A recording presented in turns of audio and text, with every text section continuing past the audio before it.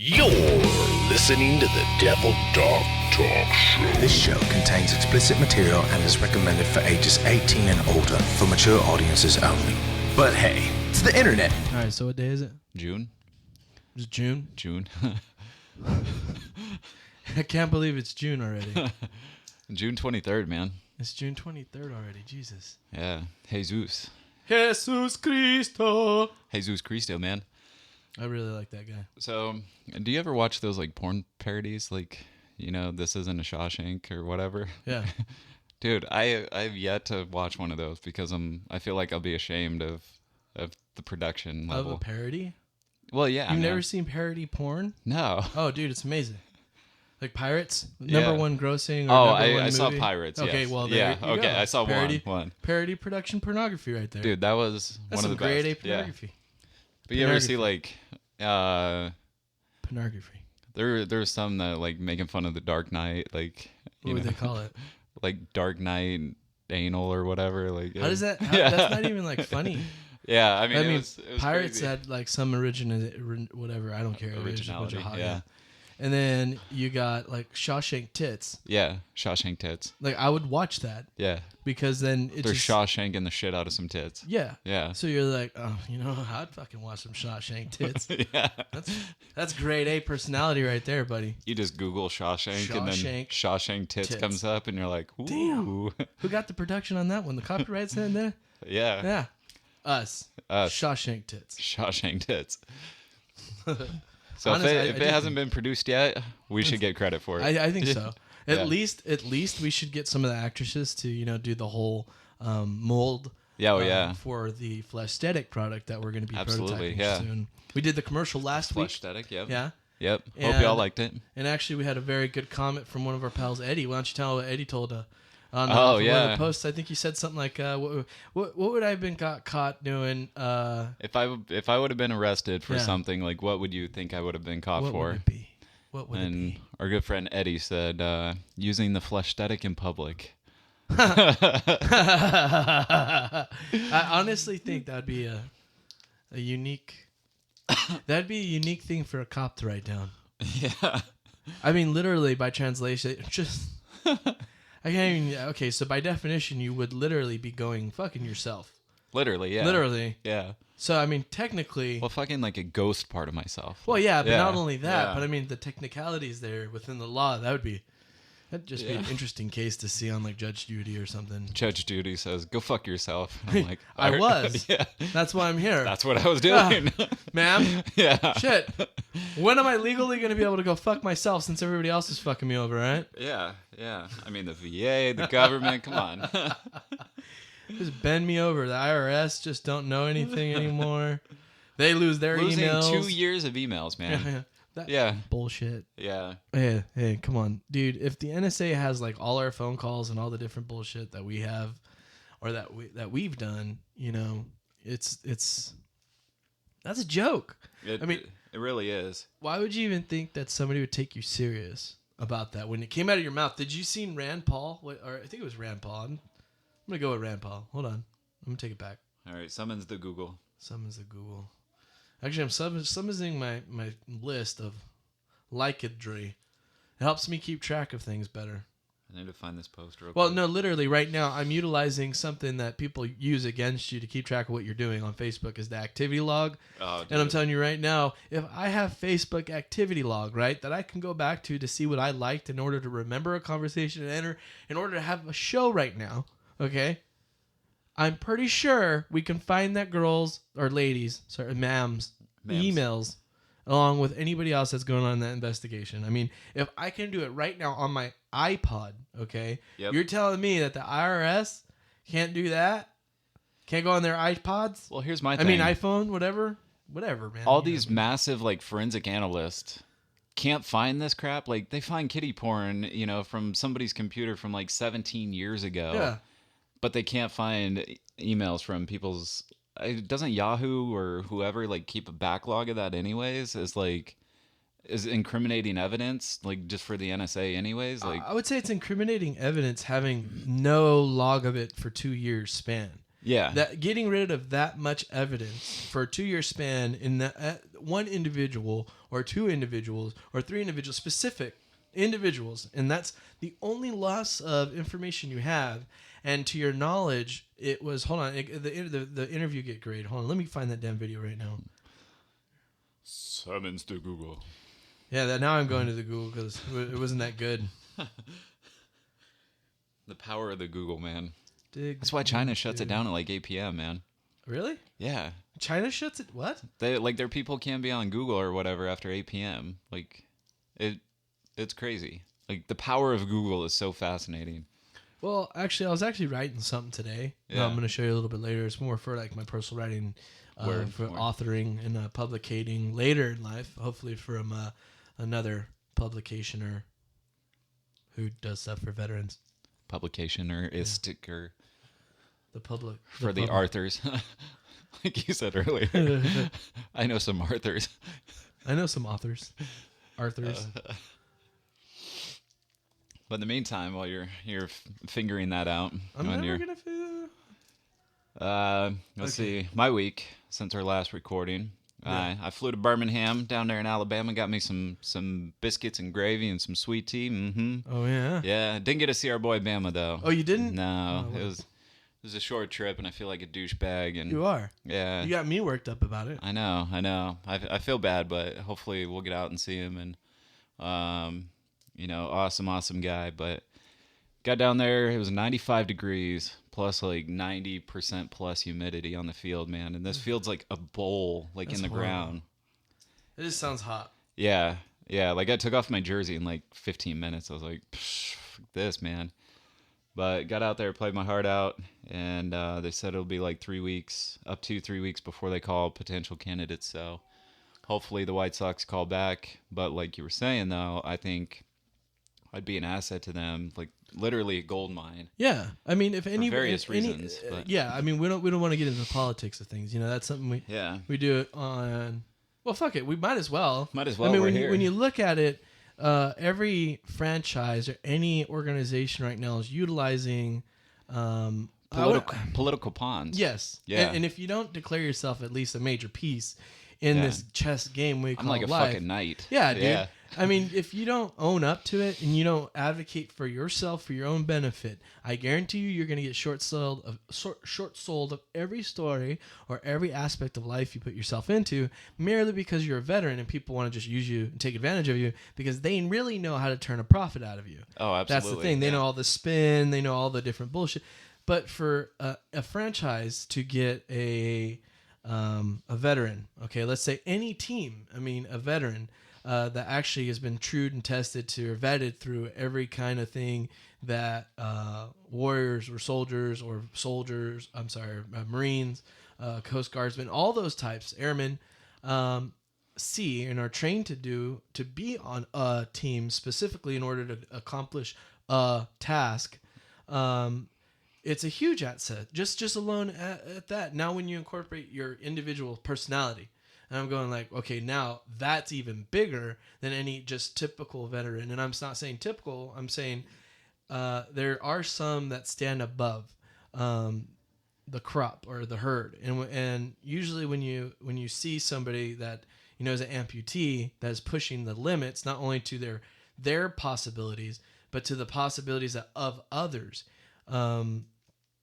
Yeah, it's huge. I mean, think of it. Think of what's that going to push a team to accomplish? What does that do for the military? Like for me, that's a team, right? Absolutely. And so like when you got injured, that drove me to do so much better, for the rest of my years. I mean, continuously up until I asked for help. And that was one of the biggest things was like, it's not a suck it up factor type of thing, but it kind of is. It kind of makes you kind of go, it's an uplifting thing too. Yeah. And that's the way you should look at it. It's more uplifting, not a drag down, especially for both persons, because in a team you have to be able to rely on one another.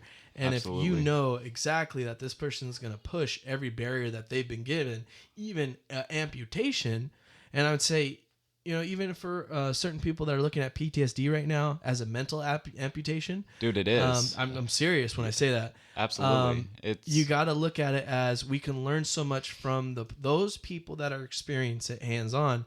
So if I wanted to learn how to reconnect a team, I'd be like, holy crap, with the way the world's going, with the way politics are going, with the way the world media is going. We need teams. We need teams. And we need veterans. So many individuals. Yep. We need veterans that know this stuff. Yeah. Well, and I mean, here's my thing. I got out there and I played just as well as these college guys. Yeah. Did just as well. And you're older. Yeah. I mean, that's another thing. These guys are like 22. Tell them how old you are too, dude. I'm going to be 29 in like 3 months. Yeah. Yeah. I'm turning 29 this coming month. Yeah, word. July. High five, High yes. five. High five. High quarter five. Yeah, give me 3. Wait, give me bear paw. A bear paw? Yeah, that's what we're going to have to call it, bear paw. Bear paw. Give me bear paw. Rah. Rah. All right, we're smacking hands, by the way, with our hands. If you make it like a palm strike, I'm not trying to take that away, Graham. Calm down. I gotta call Graham to see how they're doing. Yeah. They did a podcast movie. Oh, okay. The Earbuds. Documentary. And dude, I saw a lot of the video clips and the people that they interviewed. Is that what we're watching Friday, or? No, that's actually what we're going to watch on Friday. Is Korengal, the new movie by the documentary dude Sebastian Junger. Yep. So we're going to that screening on Friday. So that's going to be Adams Avenue. Really, yeah, on Adams Kent Theater. Okay. So on Adams Avenue. Where was that? Oh, back to the team and all that. Team. I was gonna pull some up. 29. But I mean, yeah. Oh yeah, your age, 29. So I get out there, I play, I show my skills, my abilities. So it's not like they're just giving me a handout, which a lot of people look at, which really pisses me off. But I mean, I get out there, like I train. Before I came here to do this recording, I ran 1.7 miles. Yeah. 1.75 miles. That's more miles than I ran in like 2 years. Yeah. Yeah. Well, 4. Yeah. 3.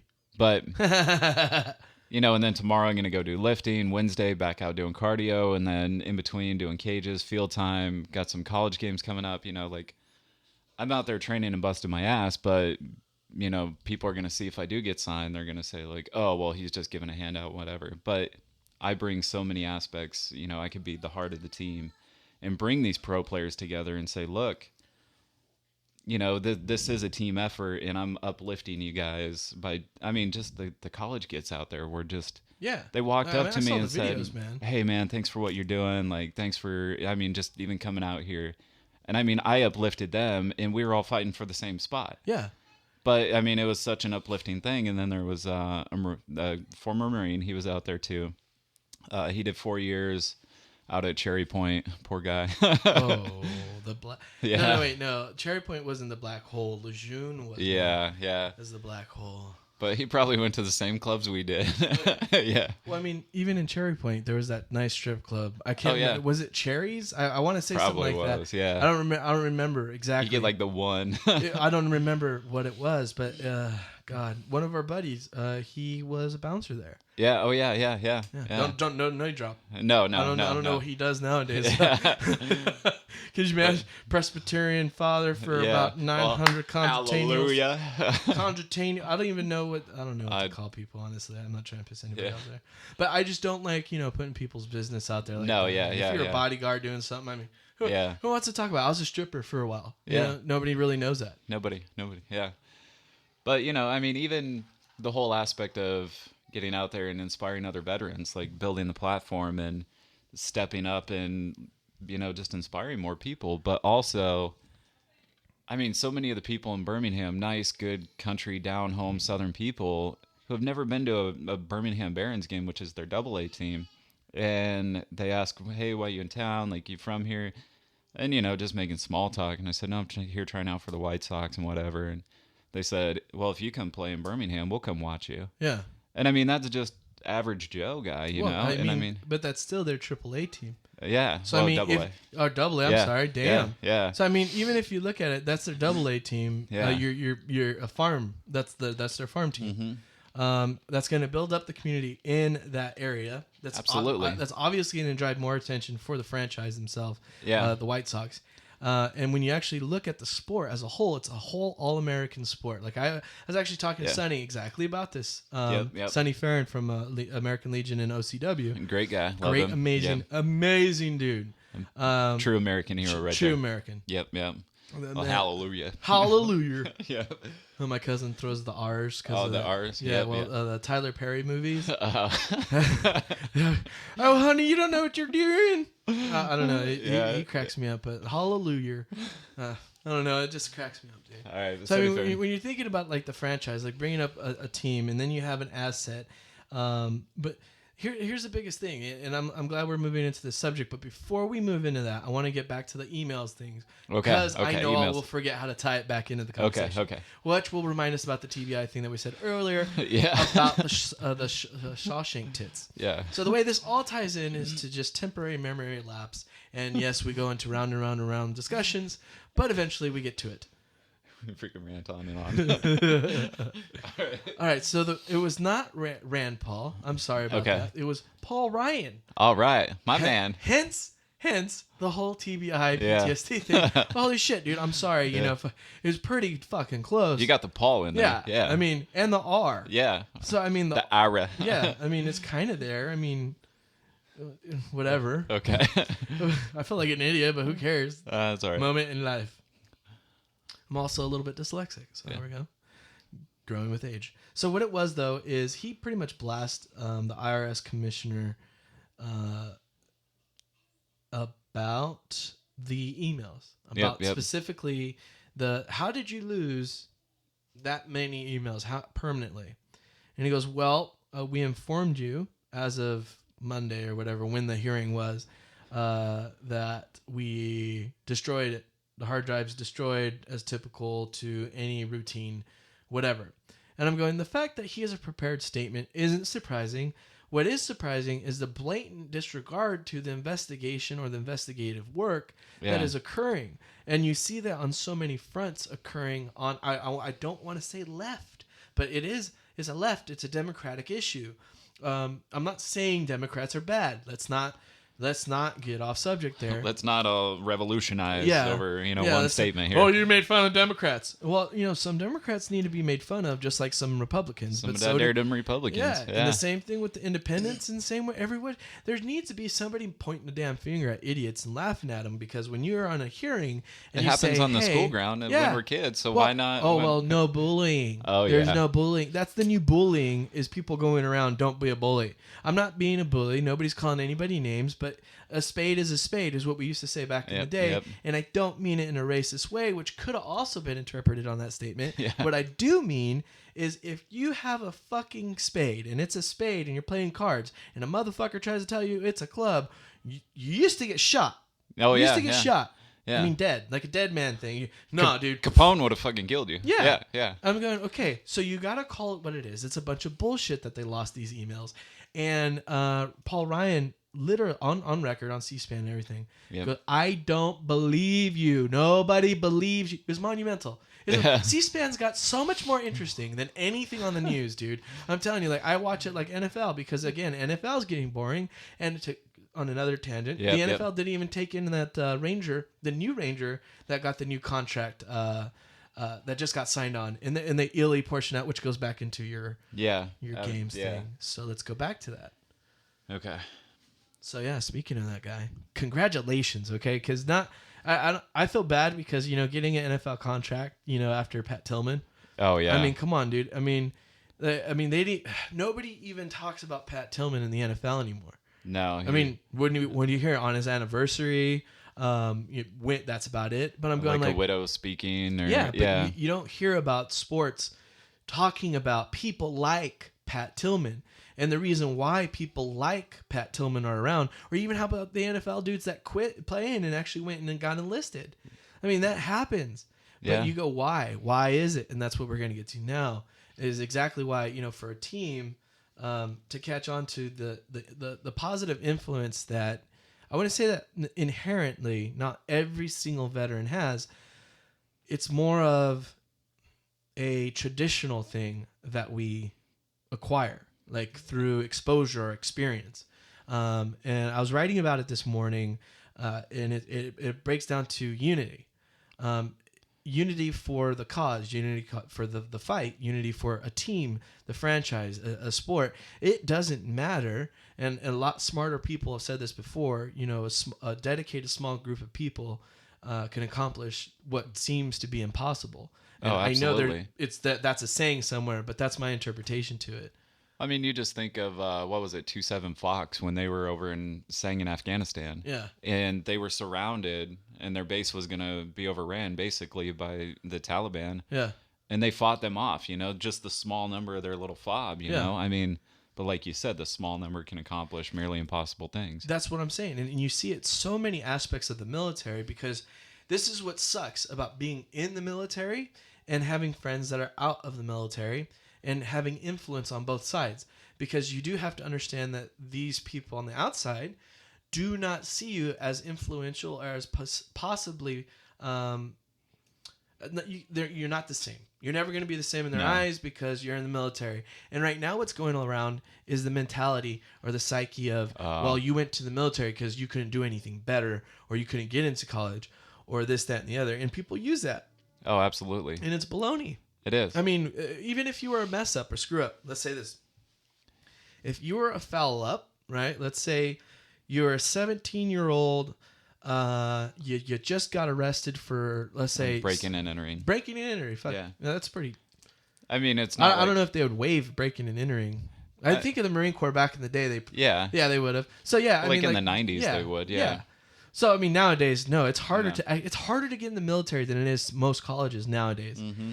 But back when we needed people to join for the war, let's just say our what's it called? Our standard.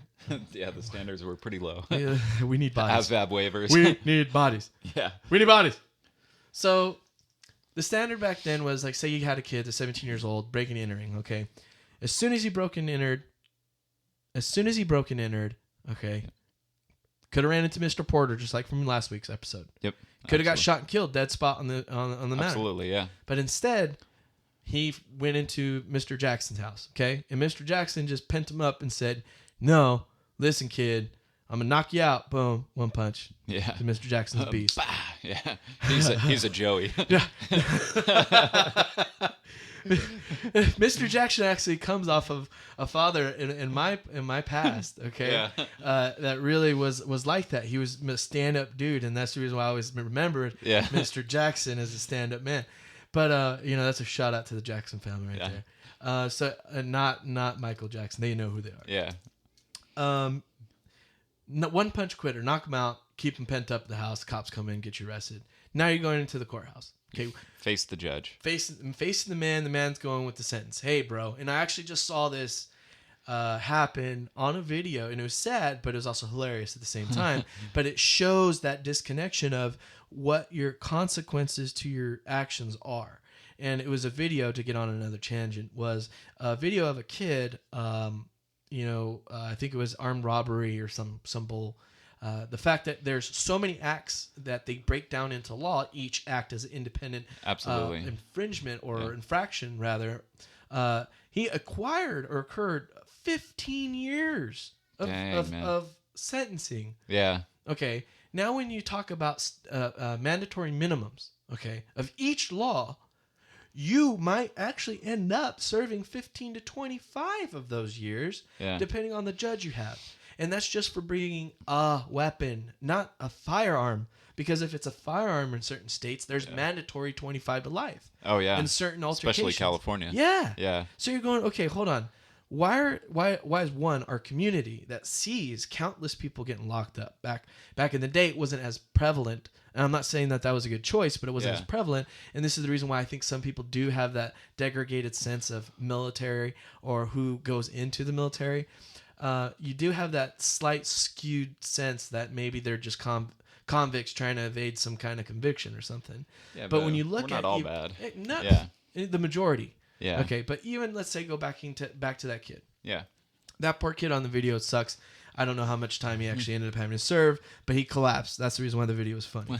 She told him 15 years. He went, oh! Oh, no! Oh, Lord. Oh, no! And it was funny because that's exactly what it looked like he said on his, oh, Lord! And I was just like, oh, man, I'm not even going to lie. Yeah. I would fucking buckle too. If somebody said, hey, you owe the state of ... 15 years of your life, I would shit myself just so I can go into a sanity asylum. Federal pound you in the ass prison. I would shit my pants every day. Oh, yeah. Or get into isolation. For shitting my pants every day. I'd try to. Not getting butt raped. Just start peeing on yourself. Yeah. You think this is hot? Yeah. Come on, get it. You got to run through some fudge, honey. Ugh. Ugh, that's gross. How did we get onto packing ass? Right. Shawshank tits. That's right. No. All right, let's get back to the... Okay, so this guy... So you got this 17-year-old kid. He now, the judge says, join the Marine Corps or ... Now, we could say it's the equivalent to those 15 years, just like that young man did. Mm-hmm. Now, back in the day, yeah, that happened. But once you pass boot camp, Marine Corps boot camp, let me tell you what, bro. And I'm saying brother because every Marine out there is my damn brother, blood. Absolutely. Not like the pussy shit, like, oh, I came out of a vagina, the same womb as you. No. Blood, brother. Blood, I mean, like, someone else's blood was all over us, and we were like, yeah. Hey, bro, you got some wet wipes? No, dude, I save those for my shower. So that's what I'm talking about, the blood brothers. So when you get done, with that Marine Corps boot camp, a lot of training has changed throughout the years, but let's just say it was probably a little bit more severe since Mothers of America got involved. Absolutely. Yeah. Right? Yeah. MOA. But I mean, still though, you get out of your 13 weeks and you are now a Marine. You're now, changed. Exactly. It's not 100%. We all know this.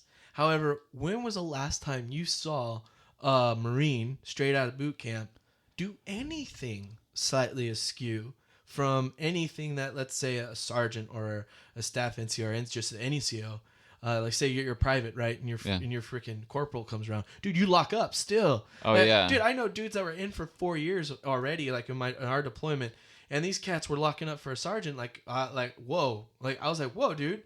Like, yeah. Whoa, they'll lock up for their corporal, let alone their sergeant was like king shit. And I was just like, holy crap. When I got out as E5, I remembered the differences between the Marine Corps and the Navy just alone on that standard. But back to why it's important. When you look at the responsibility factor of these Marines, okay, let's look at also the Army. You get young kids in every branch of the military service. What are you just giving that kid right out of boot camp? But what is your perspective? What are you truthfully labeling that individual? I mean, honestly, what is society calling that individual nowadays? Is it the same thing like when in World War I and World War II, where it was a national honor, it was a pride thing, it was a good thing to serve your military or protect your nation? Now, I say it's two different things because some people don't think serving your nation is protecting anything anymore. No. In the military, sometimes people are very vindictive towards that attitude to the point where they look at what you get as, oh, you're taking something from me. And I'm going, that's a very interesting dynamic to see civilians are non-associated members of society. It's not communication. Exactly. Though. Yeah. Looking in from week one, communication. Looking in at certain points and then creating this malfeasance. I think that's a good word to use there. Yeah. Of society's members. Now, when you take that into account, okay, what did you really bestow upon that Marine when he got out? Let's use Marines because my buddy Young just graduated. I'm going to use the shit out of that guy. Yeah. Love him. He's graduating soon again from SOI and he's moving on to bigger, better things. Yep. Yeah. We'll just keep up, making sure he's doing his thing. Yep. Being happy from time to time. Yep. But let's use that. So what did you just give this 17-year-old adolescent that was, at one point in time, a potential criminal? Well, he is. Oh, no. He was, he was a criminal. Yeah. He was a criminal.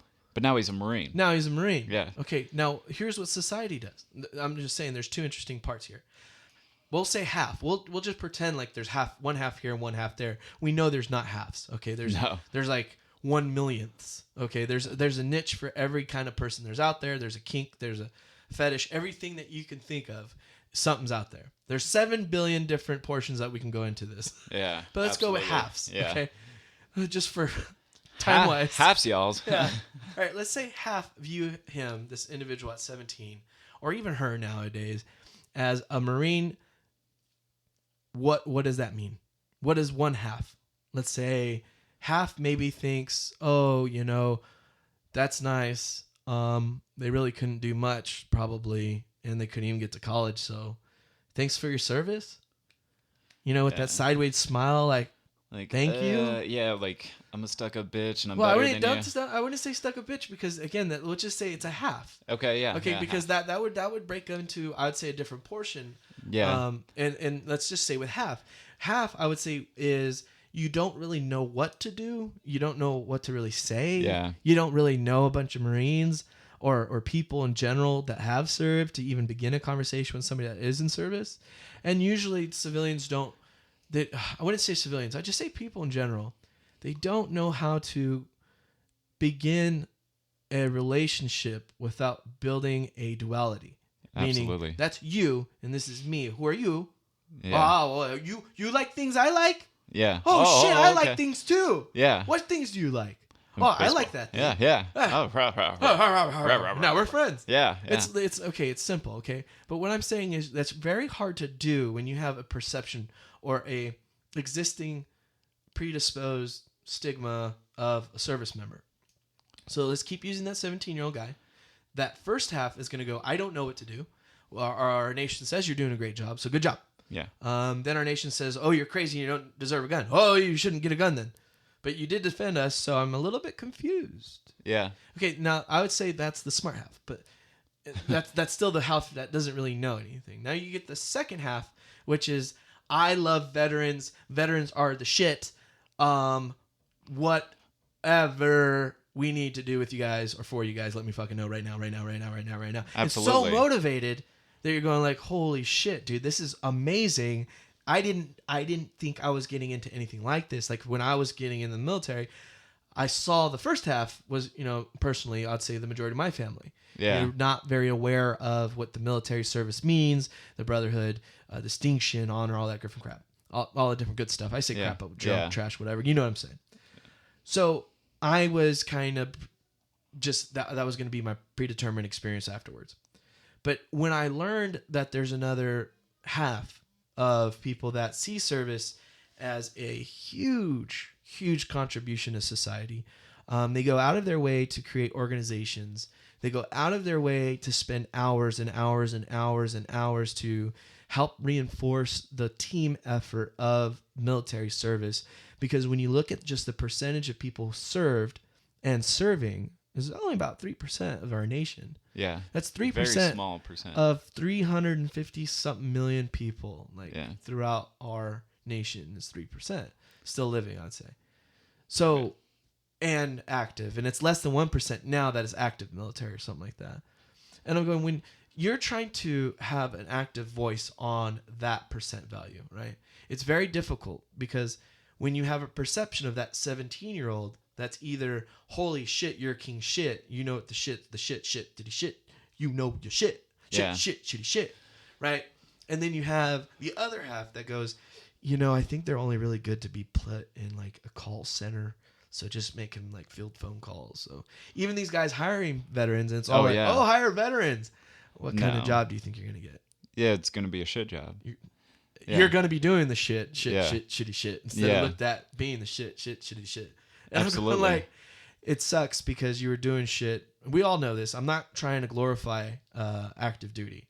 Okay, I'm not trying to glorify military service. What I'm trying to say is the responsibility you acquire on day one after boot camp is completely dependent on that individual's experiences. So it could be anywhere between, I'm just going to be shoveling shit literally into a barrel and burning it for fucking 48 hours.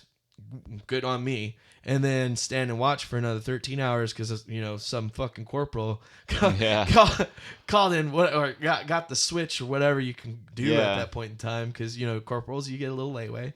Yeah. And that you should be using it because that teaches people, hey, there's reward, cost, consequence, benefit. Yep. So you got this guy, same 17-year-old dude. He's burning shit for 48 hours.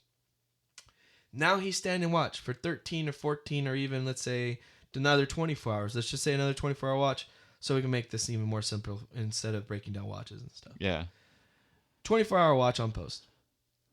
He's doing all this different stuff. What is he doing? There's so much to do on post while you're on watch. Oh, absolutely. That literally, that individual is the HNIC of whatever that motherfucker is around. Yeah. And if anybody comes around that ain't supposed to, oh shit, we've been waiting for this motherfucking moment for our entire training. Oh, yeah. It's like the tiger in that Cat Williams joke. Oh, yeah. Look at this motherfucker here. It is on. It is on. I love that guy. Yeah. So anyways, it's literally that moment. Okay, now keep in mind, just out of boot camp.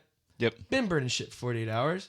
Only been in the service for about, let's say, 4 months. Yeah. Okay? 4 months. Because that'll finish up your SOI and stuff and get you out to an active post probably. Let's say 4. Let's say 6 months so it makes sense. You're out with the unit, your boot drop, and And you're shoveling shit, burning shit. Yeah. And you're standing 24-hour watches. We had to do it. We were boots. We did it. Yeah. We all know the paces. It's a vetting process. So you're this kid, at the same time you're getting vetted from these individuals, you have the responsibility that is so huge that you can't put into words for a civilian to understand that's never been exposed to that. The 17-year-old, right out of all of his training and stuff, standing on post, has a platoon to protect.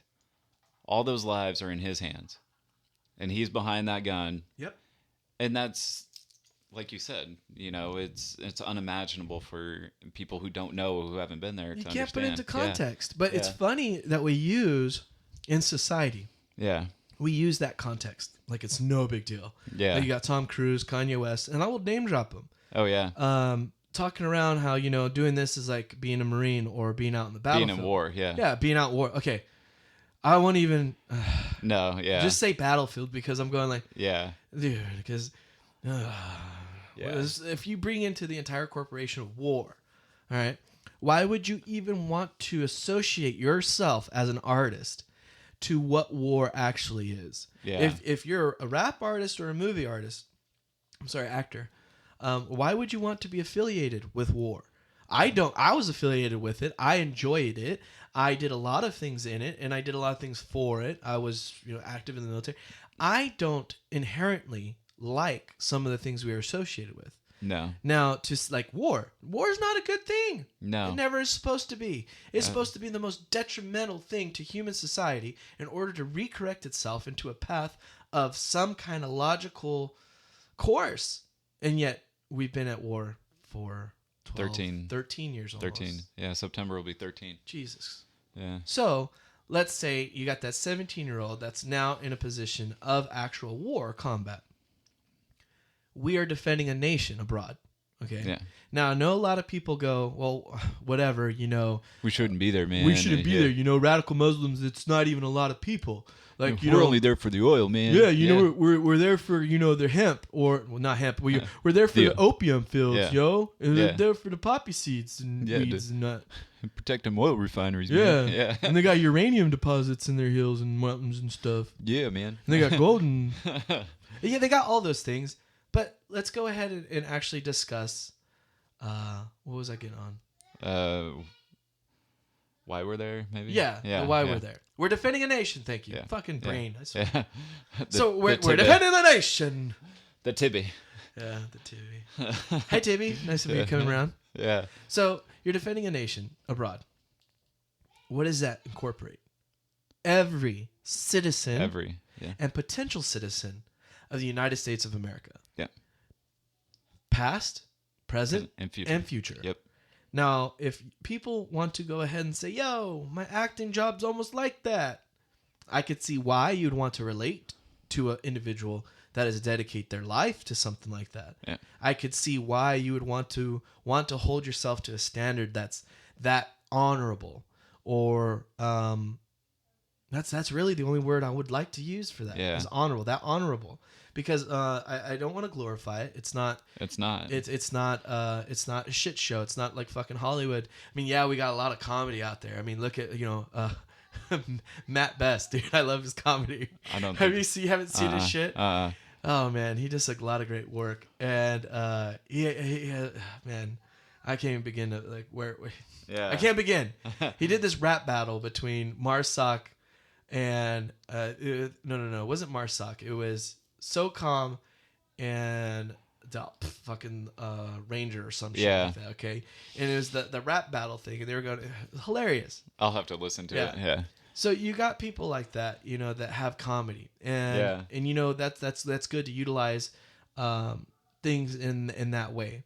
But then when you have like these actors kind to relate to it and make it more Hollywood and more glorifying than what it is, like the movie, Gladiator. Yeah.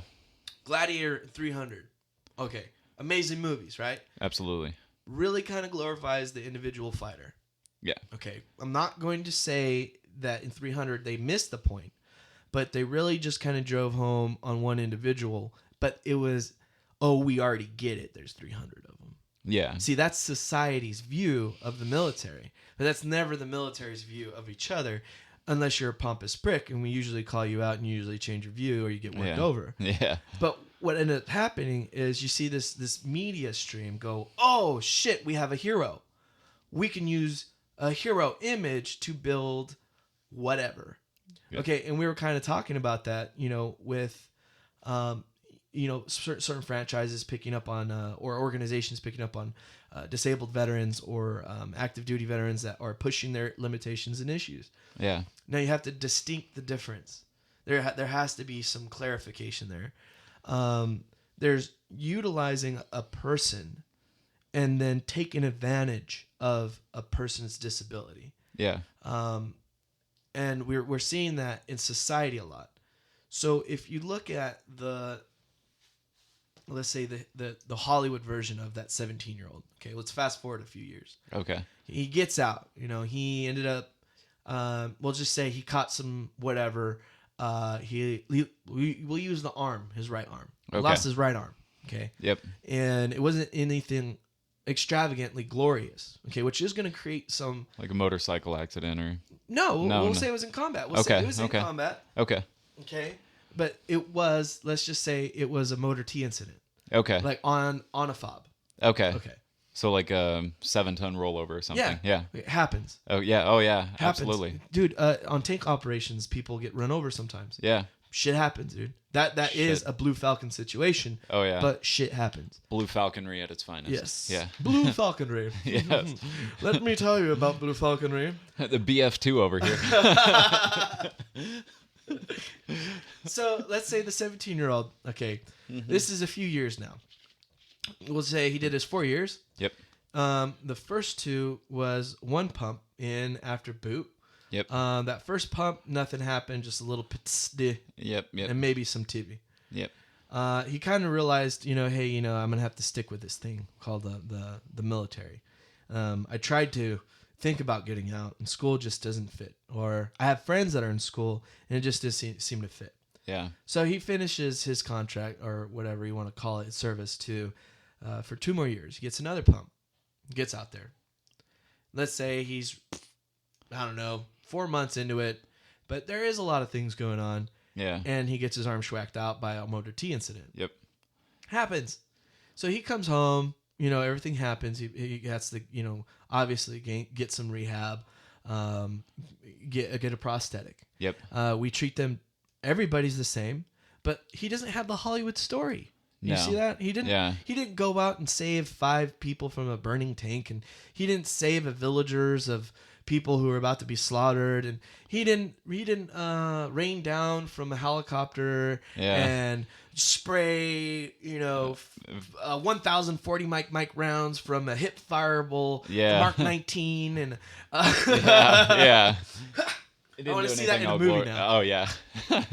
He didn't do any of that. He did his job. He did his service. He did what he was supposed to do. Yep. Now, that's the reason why I say there's that 2 halves, but we also break out into over demographics. Yep. You got that first half that doesn't know much about what military experience is. So all they do know is what Hollywood's built up. You need to be that in order to get anything. You need to be completely fucking vegetable in order to get anything. You need to be exactly what I see on TV and movies, or you don't deserve anything because you look like me. Yeah. That's a very interesting. interesting phenomena. Like the whole pittist. Yeah. Is you look like me. Yeah. So you don't have a problem. But fuck everything else you just explained to me because you look the same. Yeah. Now that's what we're seeing. Now let's say the same 17-year-old didn't lose an arm. Okay. Society could have focused on his arm and he could have just said, yeah, man, you know, whatever, shit happens. Mm-hmm. That would have been 1,000 times easier to explain than what's wrong with you. Yeah. I don't see shit wrong with you. You didn't lose anything. What's going on? Now we're into a different conversation. Yeah. And we still find people able to overcome that I said mental amputation. And I do mean it because when you look at the brain, we have the reptilian type transfixation, or we'll just say animalistic desire to sustain life. Yeah. So if something's life-threatening, it's going to go ahead and just put a little etch in your brain and go, hey, what's up? Yeah. This is the old reptile brain slithering by. Yeah. Guess what, dude? That shit last time you saw it scared the shit out of us. Almost killed us. Run. I swear, just run. I swear. Just run. Or whatever. Yeah. But what you do know is that most of the time you're going to go with that feeling. You're going to go with that feeling where you're going to go like, oh, hey, guess what, dude? No, I don't. It smells like bullshit. Not gonna do it. And you're going to see it also a lot in the veteran community because we teach our younger guys, hey, you need to smell bullshit a little bit more sooner. Yeah. I don't know if that makes sense. You need to smell bullshit faster, quicker, because your life depends on it. Yeah. I mean, absolutely. literally. Yeah. And that's what I don't think society sees. The disconnect. Yeah, it doesn't utilize our full potential. I'll say our full potential as a community. Yeah. Because that's what I was writing about earlier. Was give me. Got a little burp there. A little burp. Yeah, I'll keep that on record. On record. Record. So you have a society that's filled with ones and twos. Mm-hmm. Okay. We're the twos. Okay. We're the community of twos. Okay. We're the guys that signed up, guys and girls. We're the guys and girls that signed up to serve our nation. We're the guys and girls that stepped forward to do a task. Okay. Our community alone can complete amazing things.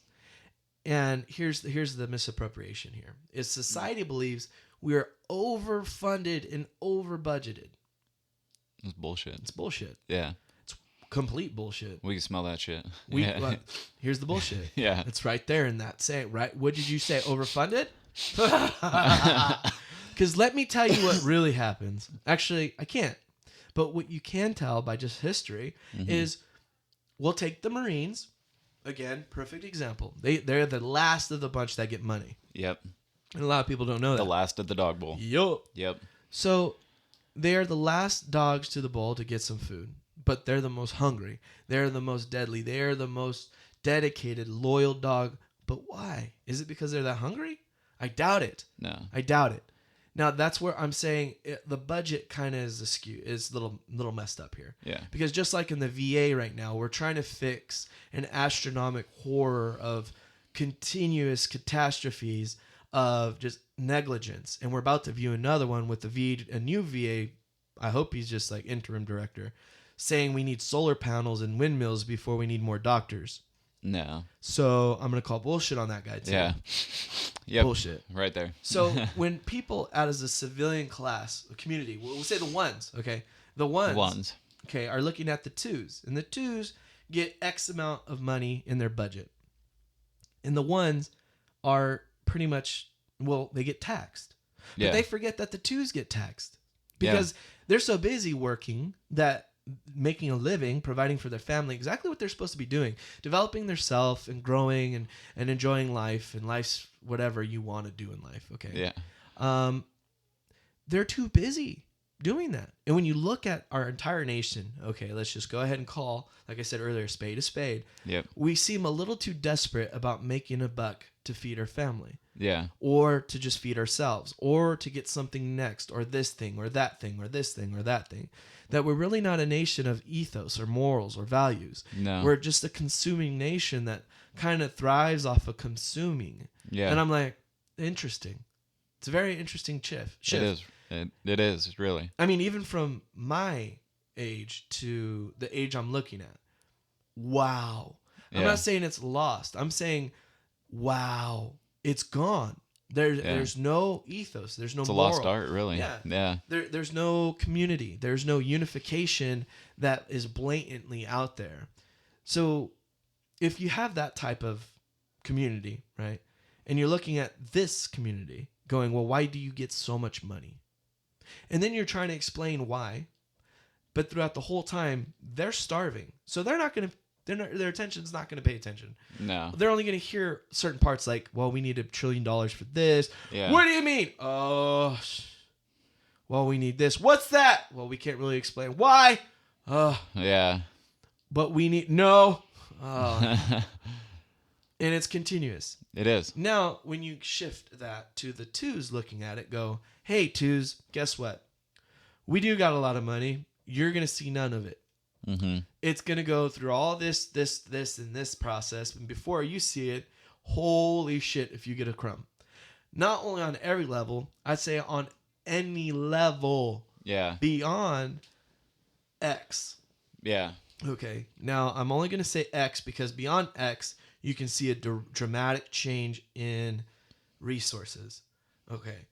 Now, if you're not paying attention to that, well, then I can see why you're blaming your military service members for a large consumption of budget. I can perfectly see that well. Very easily, you're not informed. Yeah. And you think we're utilizing something in a very effective manner, yet I just read the other day we're going to close down MCRD. Oh, yeah? I'm like, the depot. Yeah. I'm going, cool. Sustainment by eradication. That's the new philosophy. Yeah.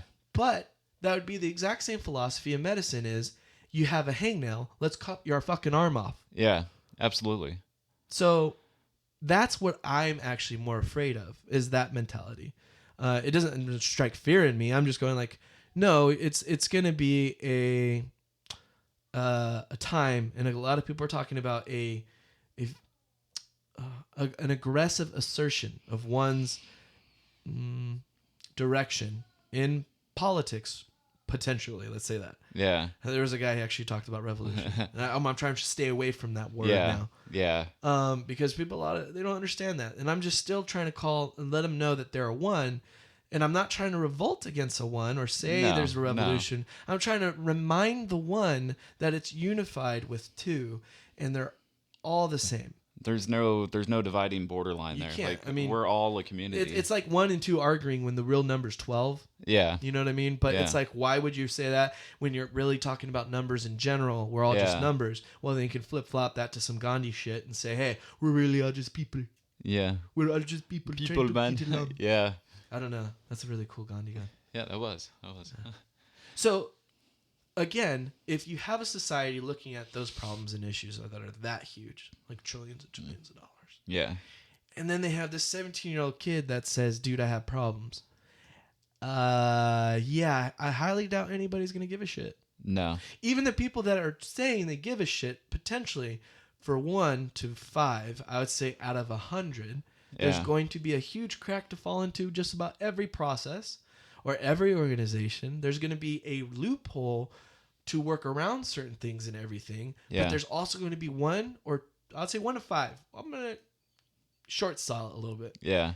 Every group, organization, every single person out there, administration, or even entity, even us, trying to say, hey, we're trying to do this. There's 1 to 5 people eating the big floppy green dick on it. Oh, yeah. Guaranteed. Absolutely. Yep. We've eaten the... Plenty of times. Yeah. All the way down, dude. I looked at a sword swaller one time and I said, ha, ha, ha, you don't know the green weenie. Yeah. Ha, ha, ha, sir. Yeah.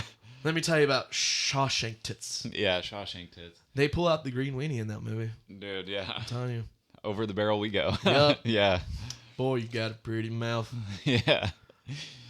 Oh, man. So when you have that huge disconnect of looking at that same 17-year-old that took the responsibility of protecting, we'll say throughout a career, probably several thousands of lives, probably saved at least 1,000 lives through either direct action or indirect action, and probably accounted for at least a few loss of life, regardless of direct action or indirect action. We'll just say, let's simplify that. Yeah. Now, if that's inherent to any military service, period, why are we surprised that those people know violence?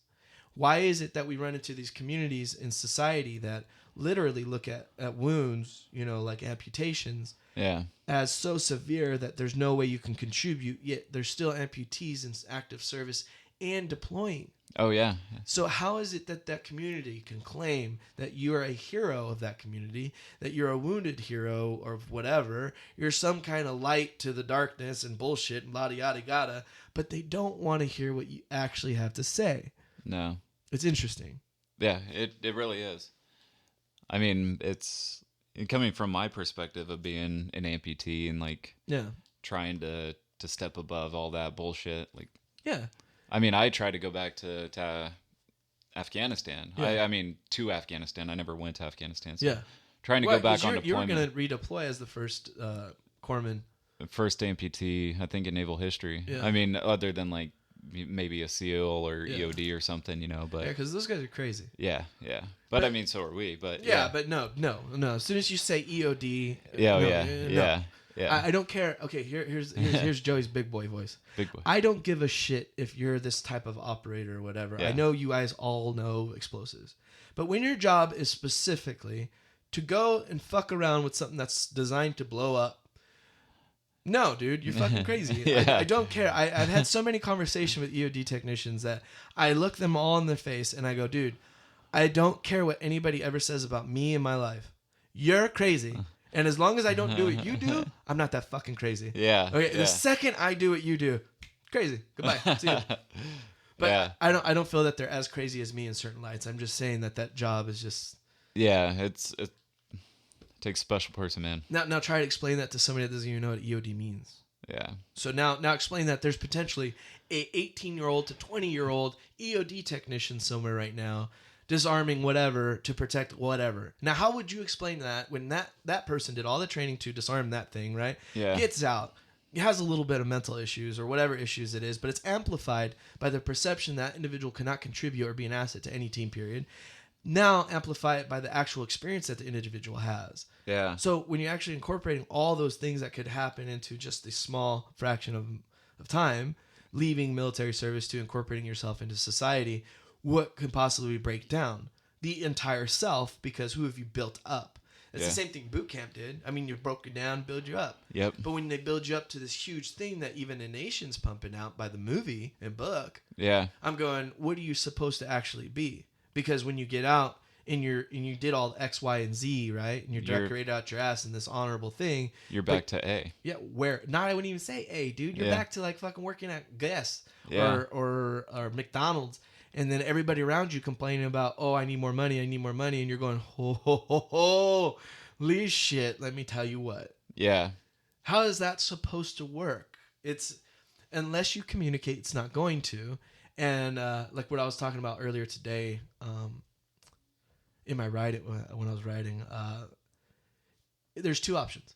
Yeah. It's either designed not to, or it's a phenomenon that's just occurring. Yeah. Now, either way, we can use the whole Hillary Clinton excuse here and say it's irrelevant. Still happening. It's irrelevant. Who even cares? We need that million to we need that million to say it's irrelevant, but it's relevant. Yeah. And anything else that doesn't have $1 million, it's irrelevant. And anything else, you're irrelevant. But when you come to me with $1 million, or when you come to me about some kind of bio save the planet bullshit, you have relevance. I'm like, all right. Or if I can help you get that $1 million. Yeah, and then you're gonna take 55% of it. Yeah. You get help a lot quicker. Oh yeah, absolutely. Load of sun. Load of sun. Yep.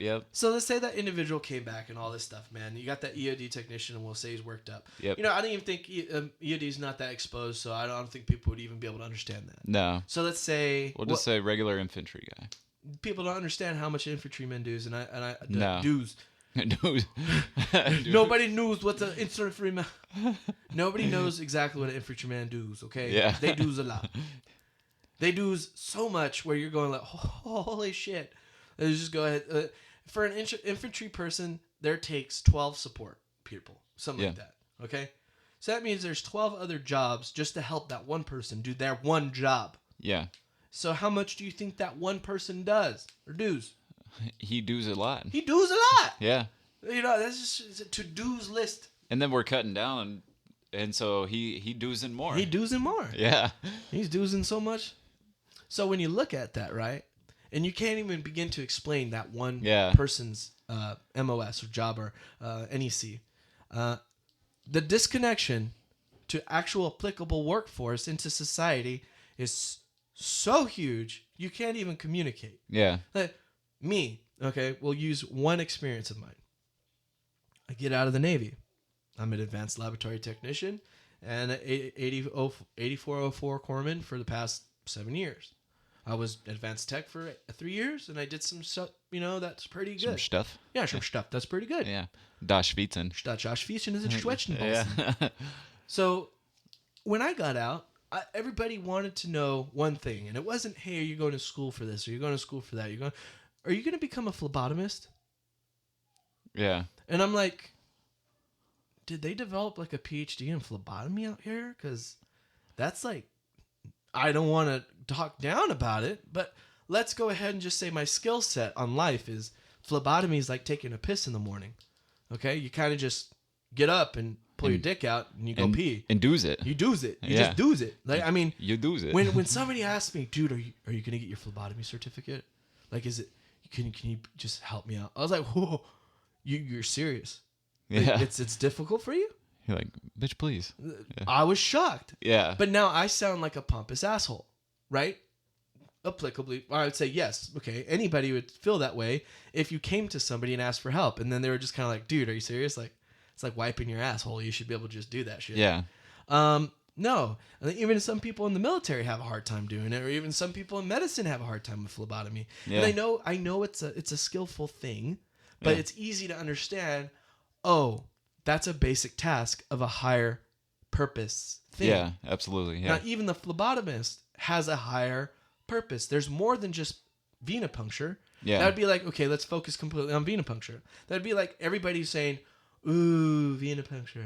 Ooh. We're going to give you $1 billion for being a venipuncturist. Ooh, yeah. Ooh, yeah. Ooh. People can cut their own fucking tongue at a tattoo place now, dude. I don't think basic things need glorification. No. Okay, it doesn't. I mean, if we're glorifying war heroes and then really just kind of shoveling them shit, I don't think glorification needs to happen on a minimal level. Like, oh, hey, generalize it. Hey, let's go ahead and moderate everything about life so it's just kind of platonic and non-flavorful. Yeah. I mean, the kid, he passed third grade. Let's have a huge graduation society thing for him. Why? You're wasting my time. My time, bruh. Wasting it. Yep. But when you look at society as a whole, that's just kind of what's going on. But when we get back to things like teamwork. Now that's fucking teamwork. That's fucking teamwork. What's your favorite position? That's cool with me. It's not my favorite, but I'll do it for you. I like this song. Yeah. So when you're looking at teams, all right, yeah, like baseball teams, football teams. Das Baseball. Das Baseball team. Yeah. Yep. When you look at just the sport, yep, it's all American. All American. In fact, America's pastime. America's pastime. Yeah, America. Yeah. I'm pretty sure Americans love baseball. Yep. ESPN loves baseball. Yep. Baseball players love baseball. Yep. I like baseball. I love baseball. People love going to a game and just having a beer and eating a hot dog. What's wrong with that? Yeah. That's American. That's American. American pastime right there. Yep. Yep. But now when you have a contribution of being an asset to a team. Yep. Or even an entire franchise. Let's just say that if you have a society's perception of X, but reality is actually Y. Yeah. How are you ever going to be different? You have to overcome this huge barrier of communication that you already are what everybody's looking for. The new thing, I would say. Yeah. It's not new, but people are looking for the new thing, but that's the problem. It doesn't need to be new. They just need a true, honest American and dedicated person for that team. And I mean, if you look at it like as just being able to contribute, okay, the motivational factor alone is going to be so astronomical you can't equate it. People don't understand it. No. That's what people are trying to learn. Yeah. You know, that's the gap that I honestly see so many civilians, and I'd say it comes off sometimes as a jealousy thing or an envious type thing. And when they go, oh, bro, I always wanted to serve, but ... I'm going like, why do you think it's such a huge deal and everybody still yet likes to shit on it? Yeah. I mean, don't come and say, oh, I wish I could have, should have, would have, and then turn around and take money out of my pocket. Yeah. And I'm going like, bro, I need that. I'm dying out here. Yeah. And people are going, well, no, bro, you're good because you can sacrifice. Yeah. Well, yeah, but I'm done. Yeah. That's the point. Don't sacrifice. Yeah, this is where future comes into effect. Yeah. And I'm going like, well, if that's perception that you have to overcome, how do you do that? How does anybody do it? How would you? 30 teams is what I heard is how you were going to do that. Yeah, I'm gonna potentially try out for all 30 teams. Yeah. I'm gonna talk to all 30. Yeah. But yeah. I say talk first. Oh yeah, yeah. But I mean, because I was watching the video, dude. I was watching you out there, and I mean, if anybody saw, you know what I mean, throughout the whole thing, they could see two things. You picked up your game. Yeah. It was up. And everybody around you was picked up, period. Oh, yeah. I mean the dude that was like, I don't remember who it was. One of the scouts. Yeah, the scout. Yeah. He was saying like, wow, like we're just awestruck about him coming out here. It is the spirit of the game, what you're doing. And I go, that's what everybody's missing out on. And that's what a lot of people need. And that's one thing our community has never lacked. Yeah, it's the heart, it's the drive. Yeah. Our community of twos, okay? Yeah. Have always been that driving force behind our nation. And, you know, that's the funny thing is that we forget history very easily, is the twos have really been pushing the ones the whole time. Yeah. But it's the ones that have been getting the credit and living the good life and doing all this different stuff. And the twos aren't even mad about it. No. Not even mad about it. Doesn't even flinch them. Doesn't even bug them. No. No. No. But well, here's, back to the whole, scouts thing. When I wrote the White Sox and asked them if I could, when their tryout was, if I could come out and whatever, and I gave them a little just baseball history. I didn't even tell them I was an amputee, I was injured overseas. Like, I didn't want them to know any of that shit. Yeah. Like, I just wanted to get the time and date, get there, play baseball, show them what I got. Yeah. Like, I didn't want this hype and build up and this and that. Like, there was no pre-media, no nothing, dude. Like, I just wanted to go play baseball. That's it. And that's how it's supposed to be done. Yeah. Yeah. I mean, you see it again in the one society. Yep. Where that's literally all you see is the buildup. Yeah. So. But like you said, I didn't want that whole like. Well, I just wanted to get out there and push the ones. Perfect. Yeah. Right, and that's my point. Is the ones would be too concerned about be pushing themselves. Yeah. Because they're not really a good team asset. I mean, when you look at it, that mentality of, oh, I got to contact this media group. I got to be wearing this at this time. I got to do this at this time. I got to be there and do this. I got to act like this. And then hopefully when I make enough millions, I could be myself one day. Yeah. Or hopefully when I make trillions and billions, I can give back to the organization or give back to the people that made this even possible for me to do this. And it rarely happens. I mean, it's so rare for somebody to make it and then turn around and help anybody else out of that society on any kind of real effective level, that you still have the same society or worse from where that individual came from. Yeah. I haven't seen a good influence yet. Yeah. I mean, you can't point a finger at any direction and me not be able to go, no, there's a bunch of dirty shit with that guy. Yeah. Or girl or anybody. Yeah. And that's exactly what's appropriate, because everybody is supposed to be a human being. They're not supposed to be some pristine, clean thing. And I'm going like, you're not going to make it past you're not going to make it past a certain amount of life without getting into some mud. You know what I mean? Yeah. And it's this image, this duality or dynamic I'm talking about of what's real or actual and what's perceived. And there is no continuity of both. It's just you either or, and that's your ones and twos. Yeah. You have the actuals, the people that are living in actuality. And then you have these other people that are kind of, I don't know what they're doing. Yeah. I would say masturbating. Yeah. Okay. Because when you look at it, you're procrastinating. You're not really doing any true fucking. You're only going to jizz all over your own hands. You have a bunch of knuckle children. Yep. And it's a mess. Yeah. Sometimes it's a mess. Especially when you're full of shit. Yeah. So it's always going to be a mess. You're full of shit and dragging yourself up. Yeah. So I mean, you're just creating a bunch of messes. Yeah. And it's never going to help anybody else out. No. But I did one interview after, and they asked me about, did you play baseball your whole life, this, that, and the other? And I said, yeah. And they asked me something about, would I have done this? Would I have tried to play pro ball and whatever before? And I said, yeah. But you know what? I don't think I would have made it without going and serving first. Yeah.